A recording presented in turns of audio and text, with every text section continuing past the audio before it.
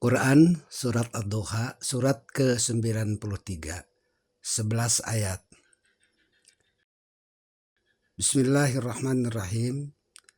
Wadduha, demi waktu duha, yakni waktu matahari sepenggalan naik, yaitu di awal siang hari, atau makna yang dimaksud ialah siang hari seluruhnya. Wallaili idza saja, dan demi malam apabila telah sunyi. Maksudnya malam telah tenang atau telah menutupi dengan kegelapannya. Ma wadda'aka rabbuka wa ma qala. Tiada meninggalkan kamu, artinya tiada membiarkan kamu sendirian, hai Muhammad, Rabbmu, dan tiada pula dia benci kepadamu atau tidak senang kepadamu. Ayat ini diturunkan setelah selang beberapa waktu, yaitu 15 hari wahyu tidak turun-turun kepadanya. Kemudian orang yang kafir mengatakan, sesungguhnya Rabb Muhammad telah meninggalkannya dan membencinya. Ayat keempat, walal akhiratu khairul laka minal ula, dan sesungguhnya akhir itu lebih baik bagimu. Maksudnya kehidupan akhirat itu lebih baik bagimu karena di dalamnya terdapat kemuliaan-kemuliaan bagimu ya, dari permulaan yang dimaksud dari kehidupan duniawi. Ayat kelima, wala saufa yu'tika rabbuka fatarda, dan kelak Rabbmu pasti memberimu. Artinya di akhirat berupa kebaikan-kebaikan yang berlimpah ruah, lalu kami menjadi puas dengan pemberian itu.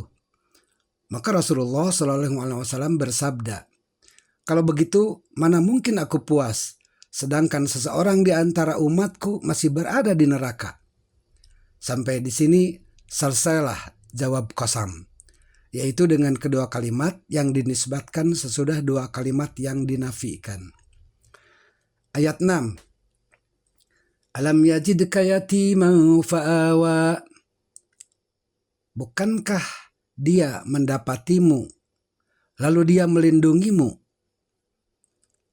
Istifham atau kata tanya di sini mengandung makna takrir atau menetapkan sebagai seorang yatim, yakni ayahmu telah mati meninggalkan kamu sebelum kamu dilahirkan atau sesudah. Lalu dia melindungimu, maksudnya yaitu dengan cara menyerahkan dirimu ke asuhan pamanmu, yaitu Abu Thalib. Ayat ke-7, wa wajadaka dhalan fahada, dan dia mendapatimu sebagai seorang yang bingung. Lalu dia memberi petunjuk, maksudnya bingung mengenai syariat yang harus kamu jalankan. Lalu dia memberi petunjuk, maksudnya dia menunjukimu kepadanya. Ayat 8, wa wajadaka a'ilan fa'aghna, dan dia mendapatimu sebagai seorang yang kekurangan atau orang yang fakir. Lalu dia memberimu kecukupan, maksudnya kepadamu dengan pemberian yang kamu merasa puas dengannya, yaitu ghanimah dan dari lain-lainnya. Di dalam sebuah hadis disebutkan, tiadalah kaya karena kebanyakan harta, tetapi kaya itu adalah kaya jiwa. Ayat 9. Fa'ammal yatima fala takhar. Adapun terhadap anak yatim, maka janganlah kamu berlaku sewenang-wenang, yaitu maksudnya dengan cara mengambil hartanya atau lain-lainnya yang menjadi milik anak yatim. Ayat 10. Wa ammas sa'ila fala tanhar, dan terhadap orang yang minta-minta, maka janganlah kamu menghardiknya.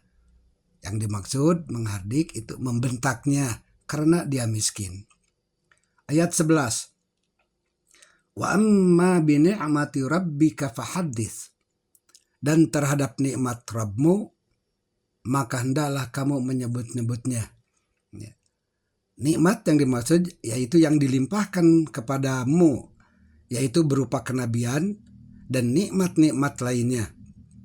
Kemudian maka hendaklah menyebut-nyebut, yakni mengungkapkannya dengan cara mensyukurinya. Ya.